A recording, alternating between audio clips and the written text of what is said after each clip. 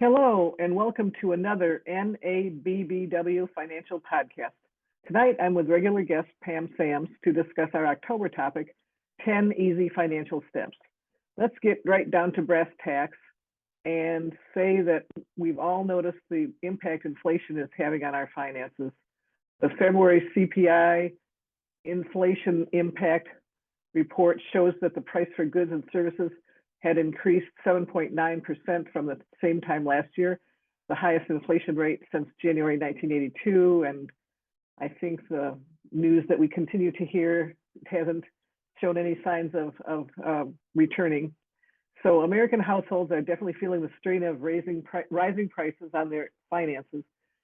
The majority of respondents in a recent Forbes Advisor Ipsos Consumer Confidence Biweekly Tracker report that I saw said that they're either feeling very concerned or somewhat concerned about rising gas prices, inflation, and grocery bill increases. But as most of us have heard by now, with both the Russian invasion of Ukraine and the continuing COVID-19 supply chain disruptions, inflation is going to continue for the foreseeable future. And that makes now a great time for us to rethink our overall financial strategy and review some of the basic financial rules. And that's what we're going to be doing here tonight. But I'm getting a little bit ahead of myself, audience. Before Pam and I dive into our October discussion, let me tell you a little bit about us.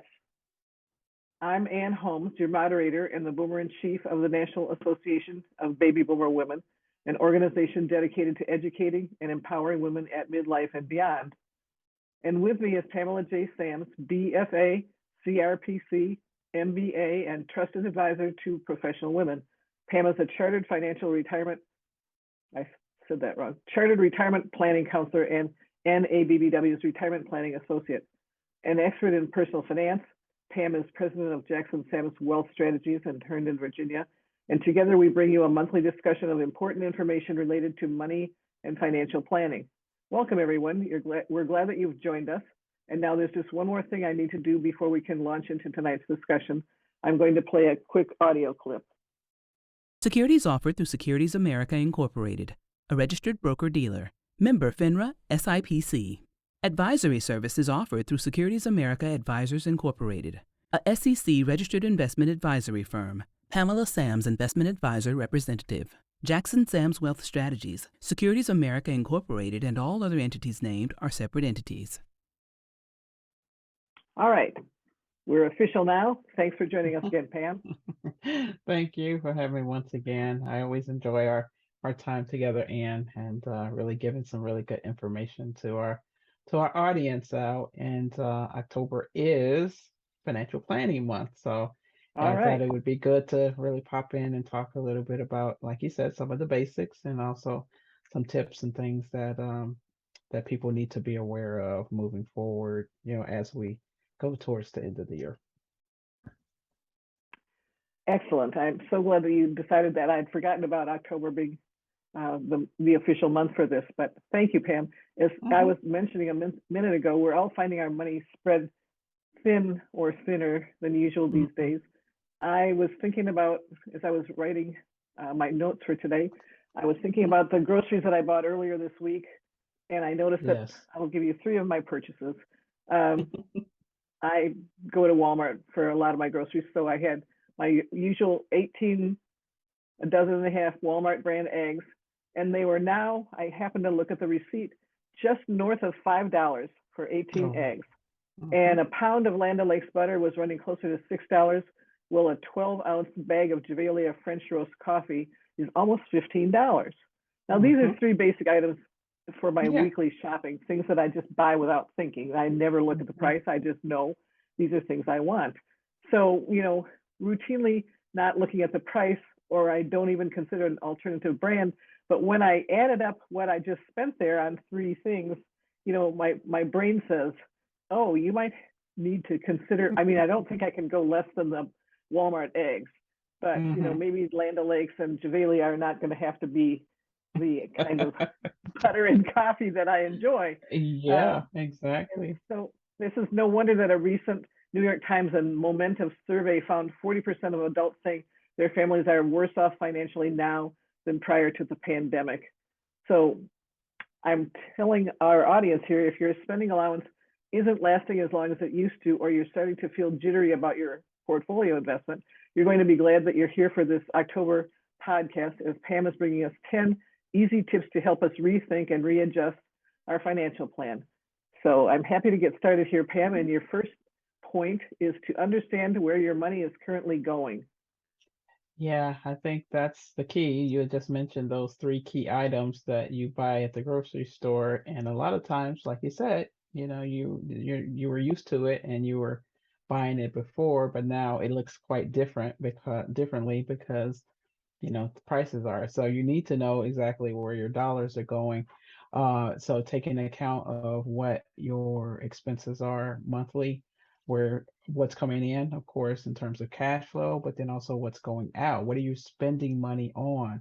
Like you mentioned before, and groceries is one of those areas that have increased in people's budgets, and also gas prices, though they've come down a little bit. But if you're still with either premium or supreme, those numbers are still probably relatively high versus regular, and a lot of people are driving vehicles that require premium or ultimate Right.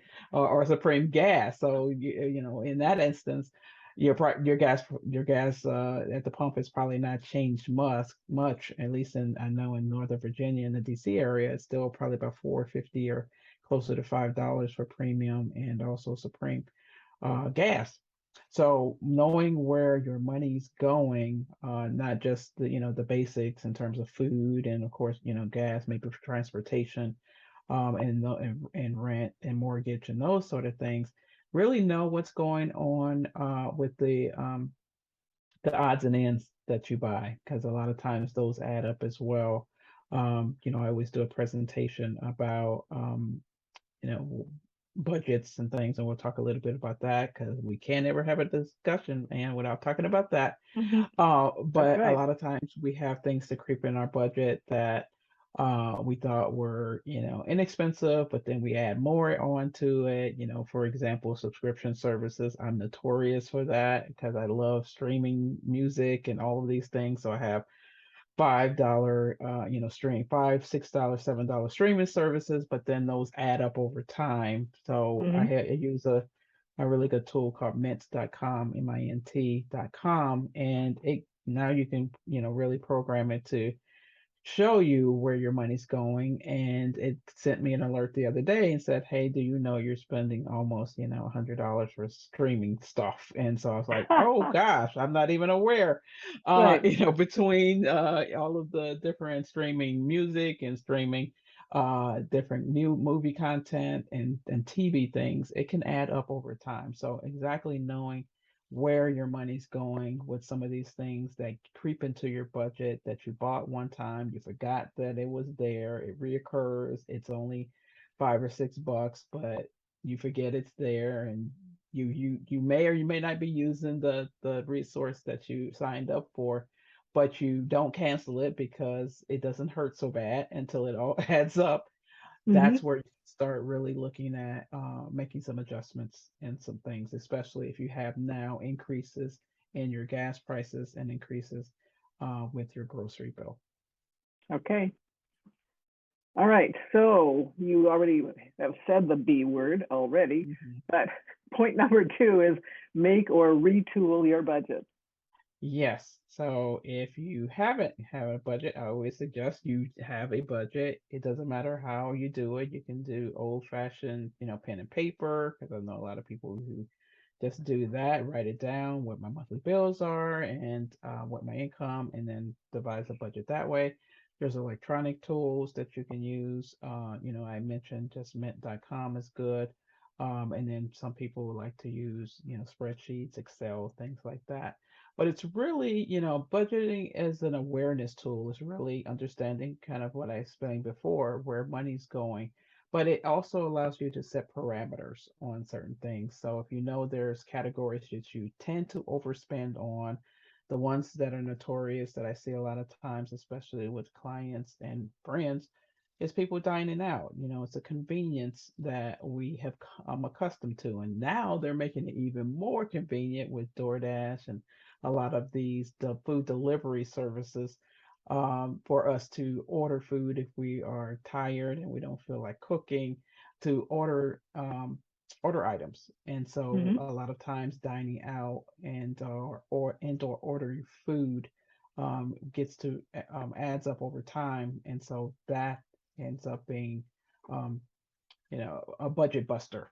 But if you put parameters, let's say, you don't want to cook, maybe it's 1 or 2 nights a week, and you know that's going to be the case, really building it into your budget for that. And so you know that it will be a certain allotment for dining out, so you won't end up overspending. So like I said, the budget is an awareness tool, but it also allows you to set the parameters on making sure that you spend within your means for that particular category.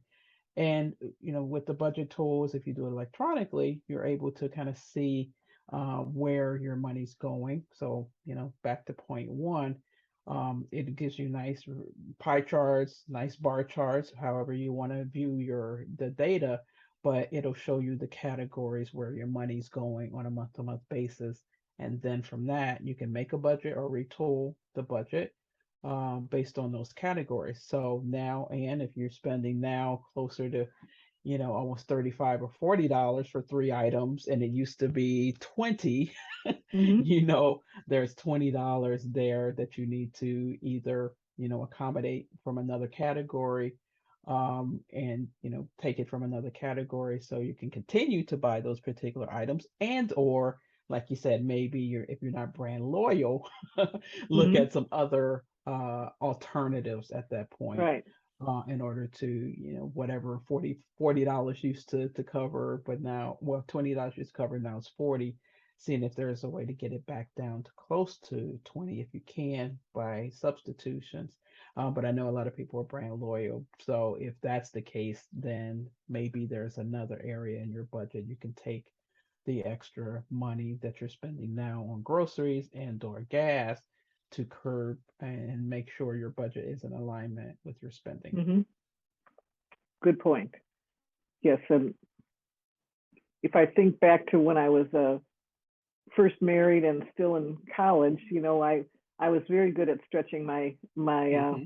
grocery dollar. I used to mix regular milk, bottled milk with dry milk because it tasted better with a little bit of real milk in it. But the dry Hmm. milk was much cheaper. And at this point in my life, I have never even thought of dry powdered milk anymore. But you know, I I do know how to know. do that.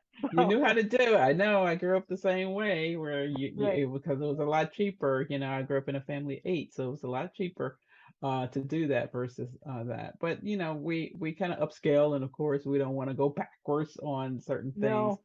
So, there's ways to really more economize based on that. And there's a variety of different, maybe you shop at a different grocery store. There's coupons, there's ordering groceries online that may be able to give you some discounts if you buy, a certain volume. So there's ways to kind of look at influencing that number Hmm. in terms of your budget for food, if people want to. I know people are extreme couponers and stuff, and they end up spending next to zero. But it does take a lot of discipline to clip coupons and keep track of when things are going to be on sale, and also when the coupon expires. It's just a lot of work, Hmm. but it works for some people. But Right. it's The just people that it allowing you works to. for, I think, have Mhm. really turned it into a science. And They have turned into, yeah, yes, exactly. and I never made it to that point. So I'm sure I could take an online class or something that would tell me how to be a better Yeah. couponer. But let's move on to point number Hmm. 3. Compare spending month to month. Yes. So, I go through this exercise with my clients all the time, is that some months are going to be more than other months. And also you want to do kind of a comparison year over year. Hmm. So, that would of course look differently because the um, the increases with the cost of certain items, or the inflation. So what we spent on food last year versus this time well, this time last year could be look quite different.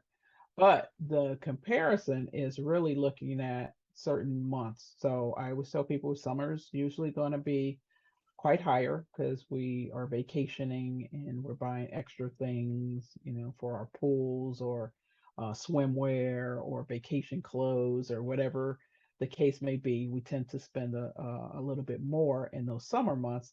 And then, of course, on the back end of the year, November, December, with the holidays, the Thanksgiving, Christmas gifts, things like that. And then there could be throughout the year certain months where a lot of people in your family have birthdays. December is a big month for me for Christmas, and there's a lot of birthdays in my family in December. And then my husband's family, all of their birthdays are in October. So a lot of times you end up having more expenses in certain months that you're buying gifts. Hmm. Maybe during June, you may be spending money on graduation gifts for family and friends. So looking at that comparison on when are your highest spending months and seeing if there's ways to make kind of an adjustment throughout the year. There's going to be certain months you're going to be paying a little bit more, and certain months you're going to be paying less. Maybe kind of that 7 years storing up grain, as from the Bible. It's like seven lean Hmm. years, seven plenty years. Right. Same thing with your budget. Those months that you don't spend as much, maybe storing some of that away for the months that you will have an increase in expenses for that.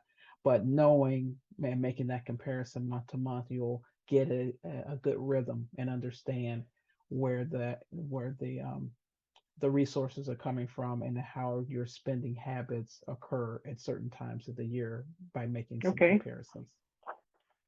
All right. So that's very important information, and I hadn't thought of that. So thanks for bringing that back to my attention. Point number 4, make your spending consistent. Um, Kind of the point that what I just spoke about. But and if you're making your spending fairly consistent, you're looking at certain categories. If you can glean from your budget, understanding how much you're spending on certain categories, making that consistent. So if you have a certain amount that you're spending for a particular category, making sure that's fairly consistent with the overall spending that you're doing. So again, it's all about parameters and setting parameters with that. So back to the comparison, and then also back to knowing where your money's going. Making your spending consistent will be in alignment with that particular strategy. So looking at certain categories and seeing if there's a way to um, make it consistent throughout the year without overspending on that. So it goes back to kind of a budgeting strategy for that. Okay. And then point number 5, I'm sure is a big one here, investing for retirement. Yes, I know a lot of times people, especially with the markets being the way they are, have some wherewithal on investing for the future.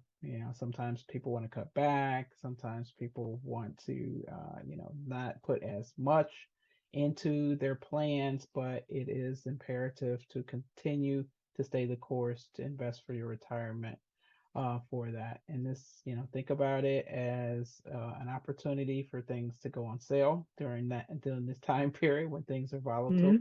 I always tell people that the stock market is the only place things go on sale and people actually run away from them.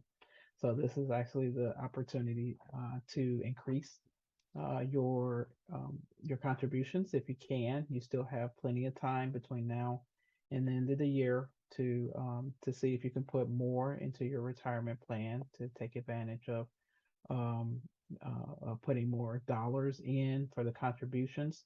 The contributions will actually go up next year for maximizing your 401k. So definitely double check on the IRS website because they have the numbers out now for 2023. But if you're doing the maximum plus catch up, which is if you're over 50, the total amount is 30,000, and this has been a big increase from where people have been. So I guess with what's going on with retirement security, which October is Financial Planning Month, but also this week they break it up into weeks, and this week is actually Retirement Security Week. Is that now people are, or at least government and Congress and all of the people who make our laws are really looking at how to make our citizens more secure in their retirement. So they're allowing more contributions into plans. They're also allowing some employers are doing auto enrollment instead of having people opt into it. They're having Okay. people opt out of plans. That way, you have people, if you don't miss it, you don't see it, you don't miss it. Hmm. So unless you go back and tell your employer you don't, people are generally auto enrolled into it. There's also opportunity. Some employers offer what they call auto escalation. So that's an opportunity to increase the contributions into your retirement plan, your employer sponsored plans when you get a raise. So when you get a raise, your retirement plan gets a raise. So that's auto escalation. If it's available in employer sponsored plans, you definitely want to take a look and see that if that's available for you. But the moral of the story, so to speak, and is really invest in your retirement plans.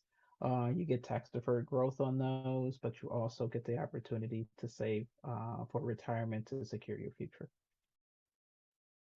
All right. Then point number 6, prepare for life events and large purchases ahead of time. Yeah, that's what kinks people up with their financial plan, is that the planning is so important, especially for life events that may occur. Namely, if an illness or disability happens, making sure you have the resources in place for that long-term care, disability insurance, life insurance, if you lose a loved one, to make sure that those are going to be covered. Um, Also, planning for large purchases. You want to buy a home within the next 2 years. What are you doing now in order to save for a down payment and or put yourself in a favorable light with lenders? So, I always talk about credit. So making sure your credit is decent enough to qualify for a mortgage. So those things take planning of the Hmm. life events. So I always tell, the financial planning is all about looking at worst case scenarios as well. We always look at how do we secure your finances and also make you sure you're financially well. But what happens if you're blindsided by a life event? Your spouse becomes disabled, or you lose a spouse and you become a widow or widower. If you become disabled and cannot work, and you had planned on retiring in a certain period of time, but now you can't go back to work, you need to see how your overall finances will be affected in the event of a major life event. And then also on the other side of that, making sure you plan for the larger purchases. If you want a new home, you want a new car, if you're educating your kids, all of these things take proper planning. And the thing is just really to make sure you're working with your advisor, or if you're not, really just making sure you take some time in order to those, think about those things in your overall finances. Okay, so I think that there would probably be a lot of work that needs to be done for this because, for example, housing prices have changed so much since when I bought Mm-hmm. the house that I'm Yeah. living in now, that if I were to Mm-hmm. decide that I want to downsize, or I want to move to a different community to be closer to my kids or something like that, you know, Mm-hmm.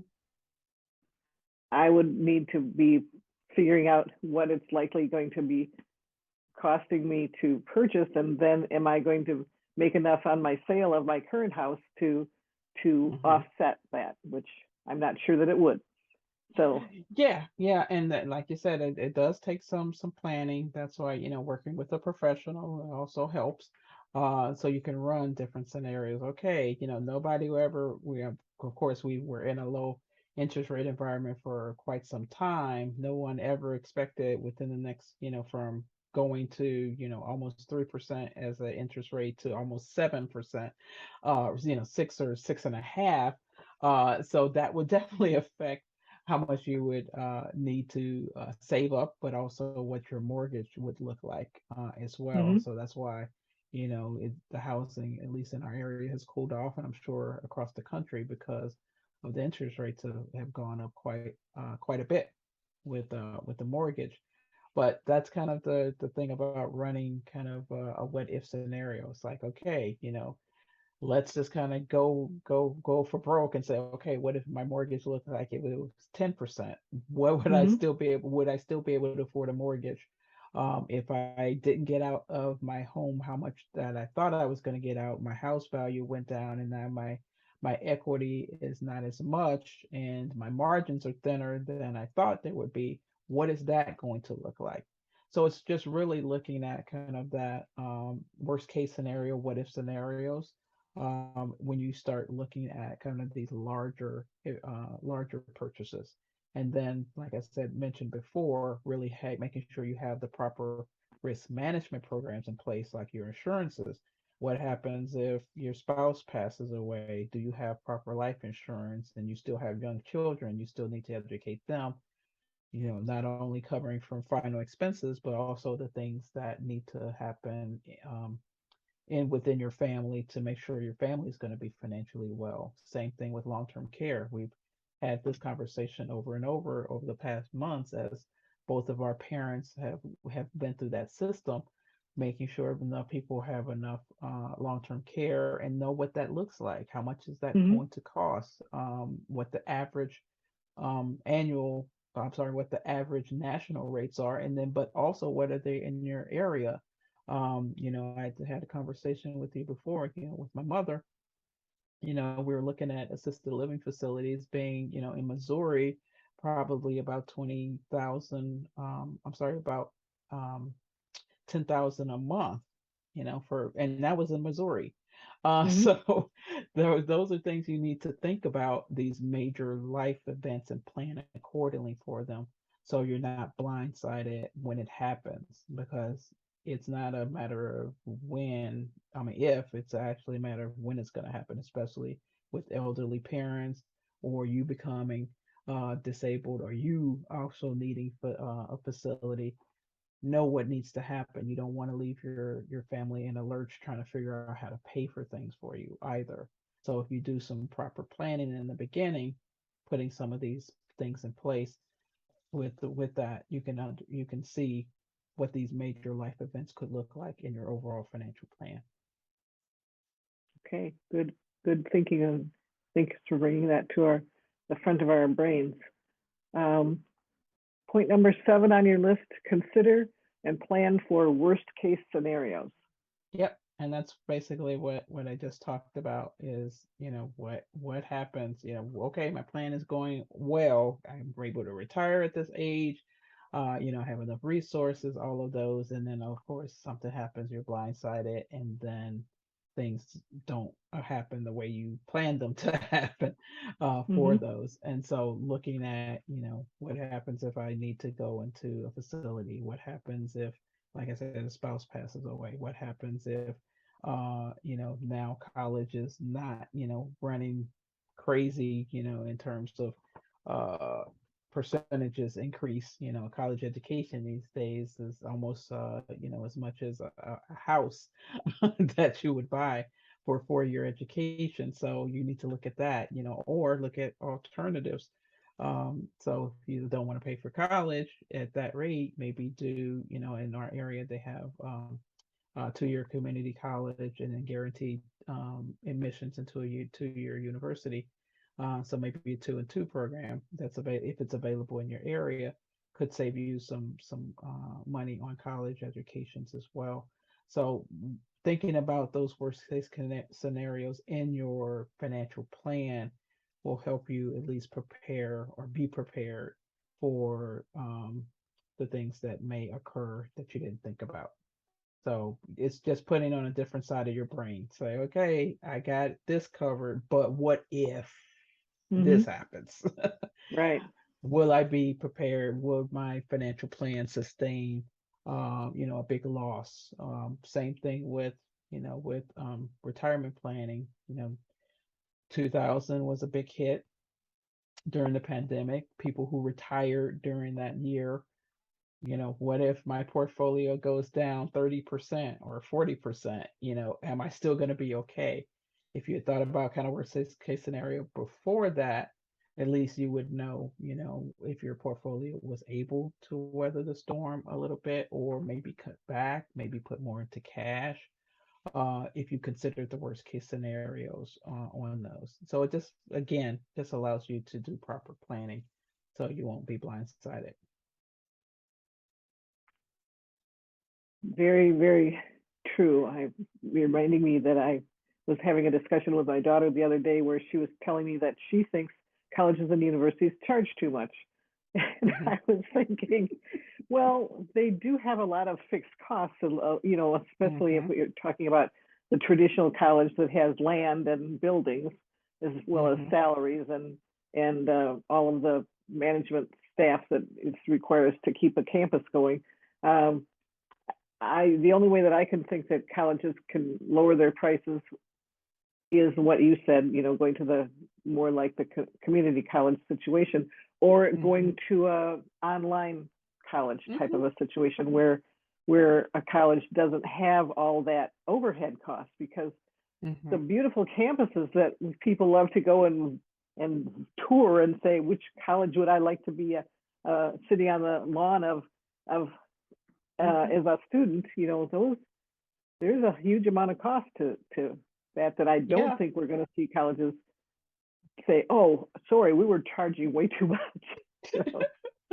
No, no, but I have heard a lot of colleges are, and especially the smaller ones are in danger because, people like your daughter, and I know, my kids and also their friends have been reconsidering, the traditional college, maybe doing more online, more remote, especially during COVID when everything went remote and more people similar to a job situation. It's like, hey, I can do this at home Mhm. online. Right, Why go there? And right. so a lot of universities are closing, some of the smaller ones, because they just can't compete. Like you said, having the overhead costs of the buildings and staff and salaries and things like that. And so that's a conversation for a whole nother day in terms of what colleges will do for their tuition, and the student loan thing. We'll talk a little bit about that towards the end. But Hmm. that's kind of how tuitions start to increase, is that government giving out, not free money, but they're giving out loans. So universities are like, hey, they have access to capital to come to college. Hmm. So, so that has something to do with it as well. But I won't get on my soapbox about about that, All but right. that's kind of how that works. Okay. All right. Well, let's see. I think we're at point number 8, review Hmm. home insurance. Yes. So I was kind of talking about insurance, but home insurance is one of those that I don't cover as much. But in recent and light of recent events like hurricanes and things like that, it could be a good reminder to check your homeowner's insurance and your flood insurance if that applies. Hmm. Unfortunately, praying for the people down in Florida that went through once again another hurricane. Flood insurance is sky high in those areas, but also even in certain areas where there may be flooding or there may be adverse weather conditions. know what your homeowner's insurance covers and what it doesn't cover. I was recently at home in St. Louis, that's where I grew up, and they had floods there last year.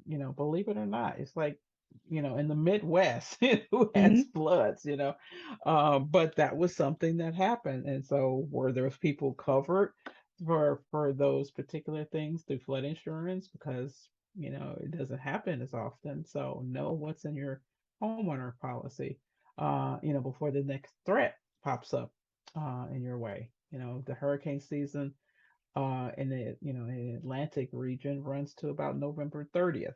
So there's still, still time for Hmm. adverse weather conditions. And in March and April, as you know, you're in the Midwest as well, and there's peak season for tornadoes that come through during March and August of each year as well. So, and wildfires are really flaring up in the summertime in the Pacific Northwest and in the West. Homeowners insurance becomes very important during these adverse weather situations. So it's really a good idea, of course, to revisit if you have a good insurance agent to walk you through it. They can estimate the replacement cost of your home if worst case scenario again happens, and you are victim of one of these particular adverse weather situations. Well, this is really an important topic because if if you think about it, the people who live on the coast in Florida, they Hmm. know that they're prone to hurricanes, so they Hmm. probably have some knowledge. Not that everybody has the adverse weather extra coverage for tornadoes and hurricanes and that sort of thing. Yeah. But what I heard is that when we had the terrible situation in Florida this year, the rain flooded in the central Florida where the central Florida people had never thought that they would have Hmm. floods. So Yeah. I'm sure that those people didn't have flood insurance. I Hmm. think we have to think in terms of the concept of how much our weather is changing. And Yes. so, whether that, maybe the Midwest never has had wildfires to the point Hmm. like the West Coast has, but there's a lot of timber in the Midwest. And so Hmm.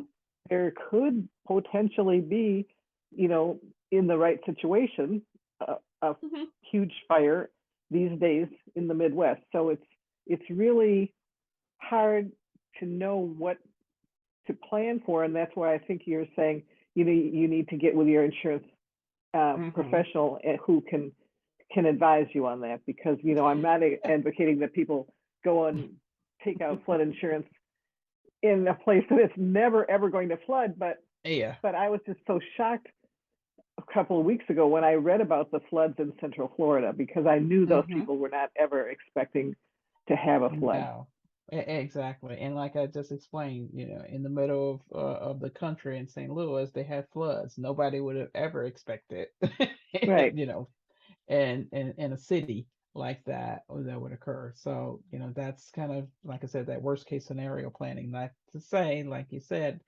to advocate everybody going out and buying these particular things. That's why it's best to consult a professional like your insurance agent. But like to your point, and the weather conditions are changing ever so rapidly in different Hmm. regions, of the country, and so who knows what we're getting. There was, snow in places there was never snow, and then there's Right. wildfires, and there's a variety of different things that occur. So it's really just good to double check on that, and especially the replacement cost of what that could be. A lot of times, especially in areas where your home value has increased and you just kind of rolling along with the same home insurance, you may need to double check to see, what that actual replacement cost is going to be, because now the value of your home is more, but your insurance may not match what that Hmm. could be. So it's always a good time to revisit. And of course, what better time to do it during financial planning month? Absolutely. I totally agree. So, point number 9, buy on deep discount.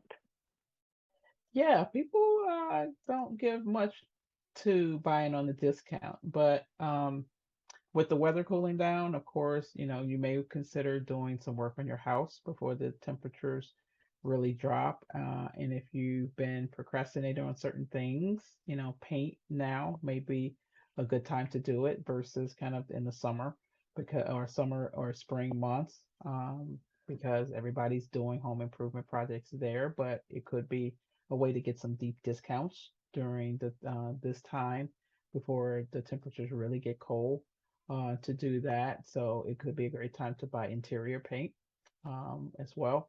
Fall foliage is dropping, so leaf blowers are at a deep discount, as well. And you also want to take a look at some things like your smoke alarm. They go on sale towards the end of the year. New cars, the new car models are going to be coming out later in the year. So if you're in the market for a new car, you may be able to get a nice 2022 at a discount, and because they have to make room for the 2023 models, Mm-hmm. to do that. This is also a good time to buy summer clothes. I know it's kind of a situation where you're like, I'm going into winter, I want to buy a sweater. You can get some Mm-hmm. really deep discounts with buying summer clothes. You don't buy a coat in the winter because it's going to be high price. You buy a coat in the summer. I know it Mm-hmm. seems counterintuitive, but that's where you get the deep discounts. It's really looking at that. Same thing, certain times of the year to buy appliances. And I think we did a call, several years ago, and maybe we could revisit that, certain times of the year to buy certain things, because Mm-hmm. that's kind of how it all works, is that you buy on the off seasons so you can get those deep discounts, so you're not paying top dollar during the time period where everybody else is buying that particular item. Mm-hmm. All right. Um, Point number 10, we've alluded to, but this will give you the chance to Mhm. make clear. Point number 10 is take action and talk to a professional. Yeah, so if all of this seems overwhelming, it's really, of course, number one is to take actions on the tips that I discussed today, of course. But like I said, if everything is overwhelming and you don't have access to a professional, really, seek out a professional to talk to, and because the best thing to do is really kind of run some of these worst case scenarios, the what if things that you may not be able to do on your own, because there is special software to do these type of things. But it may be a good time to kind of revisit your financial plan, or if you are thinking about doing, kind of long-term planning, to talk to a professional to see how they may be able to assist with some of the things that were on the list, of course, so you would be financially well. Let's say that. All right. Anything more that you want to say about that topic? Because I know you got a bonus topic here.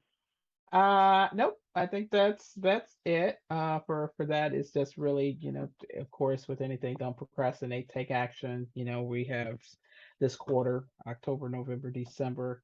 It's really a good time to think about, like I said, financial planning month being in October. People are going into open enrollment for their benefits, do work, and a lot of different things that are coming down the pike. So it's good to not procrastinate and take action on some of these things, because after the end of the year, some of these things go away. So it's good to start a little bit earlier and take action on that. All right. Well, your bonus topic was one that I thought was really important for us to talk about because it's been so much in the news, and that Mhm. is the student loan forgiveness and public service loan forgiveness.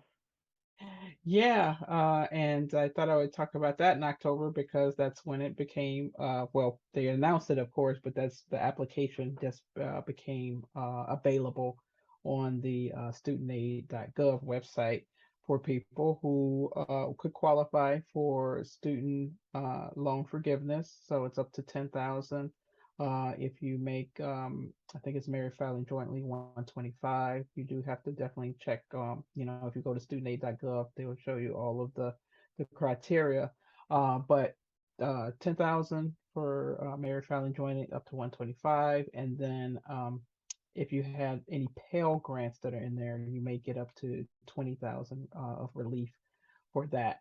You do have to go to the studentaid.gov website for the application that just went live, I believe, last week. So if you have student loans and you think you're eligible, even if you don't think you're eligible, go to a website and fill out the application. The thing is that you do need to make sure that you are up to date on your tax returns, because that's how they're going to determine if you are eligible to receive it and then how much. So if you haven't filed your 2020 or 2021 taxes, get those done prior to the application.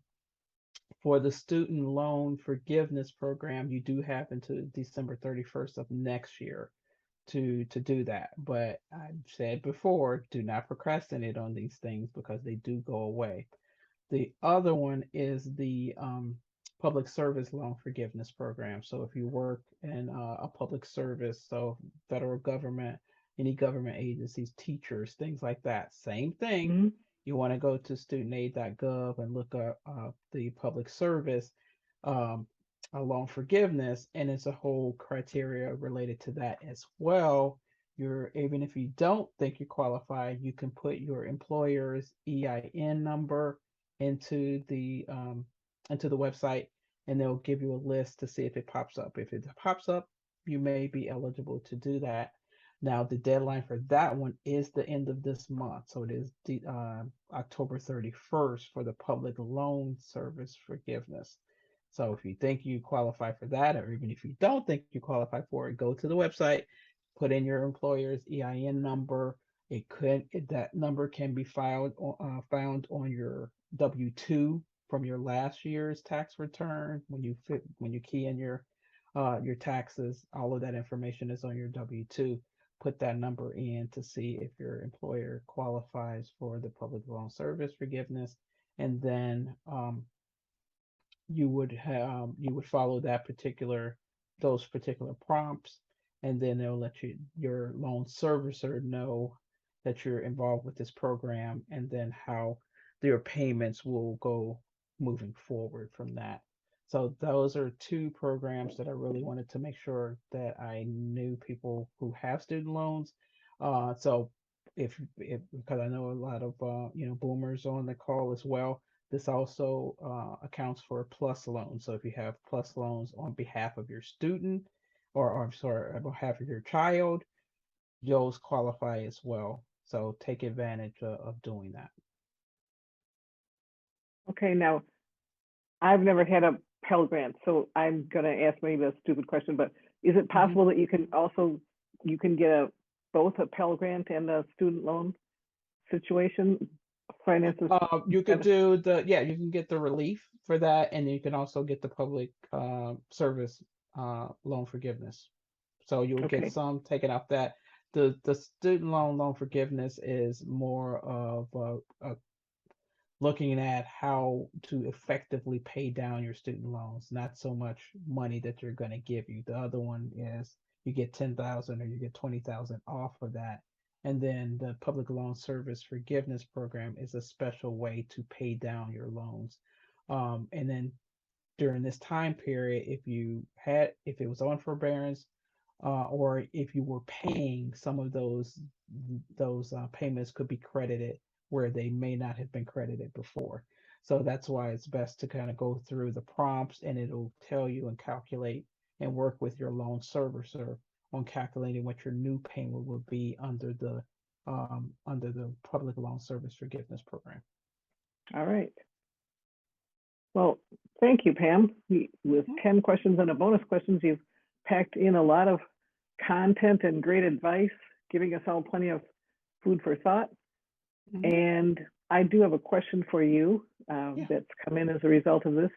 Um, the question says, all my life I've tried to pay myself first. In other words, Mhm. put some money into savings and investments every payday, but I haven't been able to do this lately. Do you have any advice for a person like me who knows what she's supposed to do, but just Mhm. can't do it right now? I'm very frustrated. Yeah, I know that can definitely be frustrating, and I get it. You can only do what you can. So, paying yourself first. If you were able to do that before, that's fine. If you need to take a hiatus because you just can't do it right now, that's okay too. It's just if you get to a point where you're able to get those back up and running, that would be the best that you can do. But I wouldn't beat yourself up right now if you're not able to do it. Just know, hopefully in the near future you'll be able to start that back up again. Okay. All right. So don't beat herself up if she can't do Yeah, it now, but yeah. just But do the best you hopefully, can. make it a goal that, that if you can do it, even if you're paying yourself, I would say, eat a how do you eat an elephant one bite at a time? Even if you saw it's tiny, if Hmm. you put away $5 out of a check or $10, whatever, as long as you get into that, this habit of doing it. So yes, you want to increase it over time, but even if you're putting just a little bit away, that gives you the momentum, that gives you kind of the motivation to keep it going. That's kind of the spare change that you have. Hmm. Those sort of things could count for you paying yourself first. Okay. All right. Well, I don't see any other questions that have come in. Um, so is there anything else that you'd like to add? Yeah, I did forget since we're talking about student loans, is that October is also the time to fill out your FAFSA, the free application for federal student aid. So if you do have a child who is attending college next year, we want to make sure you fill out the FAFSA form. The form became available on October 1st, so it is a first come, first serve. So you want to make sure you go in. So, the later you wait, those funds dry up. So it's a good idea to submit it as soon as possible because, like I said, it is a first come, first serve. Other types of aids are not so dependent on when you apply, but the federal form is. So within a week of filing, you will receive a student aid report for your child. Will tell you whether that you qualify for federal needs-based aid, such as the Pell Grants, the work study program, student loans, all of those things. So that was what we were talking about, the cost of college. So the net price calculator is available on most of the school's websites. You're not gonna pay, the sticker price on it for the most part. You may be able to get some aid if you fill out the FAFSA. They can tell you how much aid you're eligible for. Also, certain colleges have grants and endowments that they have on their own, but they do require that you fill in the free application for federal student aid in order to qualify for those as well. So just another bonus for people who have kids in college. All right. All right. Well, thank you. As usual, Pam, it's been great talking to you. Thank you for being Mhm. my guest and for sharing these excellent financial tips. I look forward to our next discussion, which I realized when I was checking the calendar Yeah, that it's next fourth Thanksgiving, right? Thursday of the month is Thanksgiving. So I'm guessing that you and I have to confer to make sure, but normally Yes. I would say that takes us to Thursday the 17th for our next call. But Mm. you and I will decide if that's available for Yes. you, and Hmm. then we'll announce to everyone else. But Okay. I can't believe we're talking about Thanksgiving. This is I know. I can't believe it either. This year has went by very quickly. right. Now, audience, thanks for joining us for this great call with Pamela Sams. If you have any questions after the call, feel free to email them to Pam at pamela@jacksonsams.com, JACKSONSAMS.com, or go to her website, www.jacksonsams.com. And for more information about the National Association of Baby Boomer Women, check out our website at nabbw.com or our Facebook page at facebook.com/nabbw. And finally, I have something new to tell you all about, which is uh, I have been working with 3 other people who are uh, baby boomer experts, and we're developing a new website. It's got a lot of content on already, but it's not live yet. It's not officially live yet, but you can go to babyboomer.org, just spelled like BABYBOOMER.org, a site that hopes to become your ultimate guide to baby boomer news, information, and community. I haven't invited any of my associates from NABBW to participate yet, although Pam will be getting an invitation if she would like to participate. But I've been waiting till the site gets officially up and not exposing you to all the chaos of the developing of a huge new site. But it is logically located, as I said, at babyboomer.org, and I would hope that all of you listening will go and take a look, because you'll find thousands of pages of content that we already have there, contributed by over a dozen experts, including lots of, like there's at least 10 podcasts on different topics. So it's not just for women, it's all baby boomers, men and women. So there's a wide variety of topics for the podcast, but there's also articles and news, and there's games there, and there's going to be a lot of other fun stuff as well as important stuff. So it's all focused on the needs of baby boomers, and I'm pretty excited about it. And so sounds great. Probably the first Pam has really been hearing more than 2 sentences from me about it. But, Yes. but I will tell you all this. Yeah, you were keeping it a secret at first. I know he's behind the scenes. They was working on it. Right. Yes.